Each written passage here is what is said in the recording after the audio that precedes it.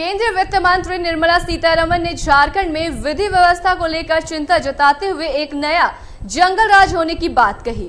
एक दिवसीय झारखंड दौरे पर आई निर्मला सीतारमण रांची में आयोजित बेहतर झारखंड एक सार्थक संवाद कार्यक्रम के दौरान संबोधित करते हुए उन्होंने ये बातें कही हैं। राजधानी के रेडिसन ब्लू होटल में झारखंड चैम्बर ऑफ कॉमर्स द्वारा आयोजित इस कार्यक्रम को संबोधित करते हुए केंद्रीय वित्त मंत्री ने जहां केंद्र की मोदी सरकार के द्वारा 10 वर्षों की उपलब्धियां गिनाई, वहीं वर्तमान राज्य सरकार के कामकाज की जमकर आलोचना की है। झारखंड की विधि व्यवस्था पर चिंता जताते हुए निर्मला सीतारमण ने कहा कि एक जंगल राज संयुक्त बिहार के समय था, जिससे अलग होकर झारखंड बना। वहीं दूसरे जंगल राज की शुरुआत 2019 के विधानसभा चुनाव के बाद में राज्य में नई सरकार बनने के बाद से हुई है।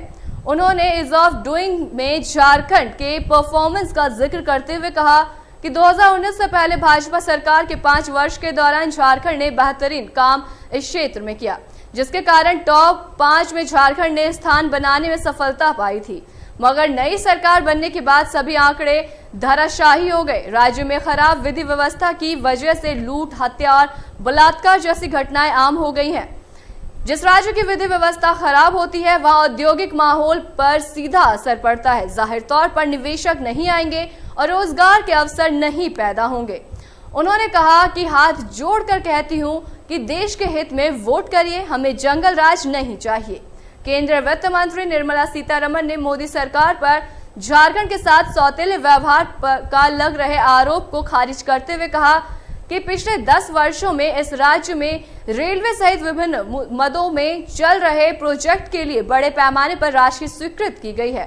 उन्होंने कहा कि रेलवे के लिए 7,234 करोड़ रुपए झारखंड के लिए स्वीकृत किए गए हैं। देश भर में 112 आकांक्षी जिले में बिहार, झारखंड और ओडिशा में 42 आकांक्षी जिले हैं, जिस पर प्रधानमंत्री मोदी के विशेष निर्देश पर विकास कार्य हो रहा है, जिससे उन जिलों का आर्थिक विकास हो सके और पिछड़ापन दूर हो जाए। झारखंड में पलायन एक बहुत बड़ी समस्या है। राज्य के साहिबगंज सहित 3 जिलों में बड़े पैमाने पर रोजगार के लिए पलायन होता है।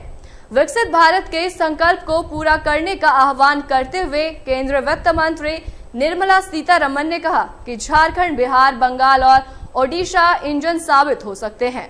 करीब 24 मिनट के अपने संबोधन में केंद्रीय वित्त मंत्री का मुख्य निशाना करप्शन और हाल में दिनों में ईडी की कार्रवाई के दौरान पकड़े जा रहे करोड़ों रुपए रहा है।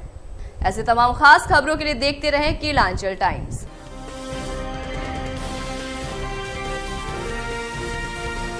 कीलांचल टाइम्स, हर खबर पर हमारी नजर।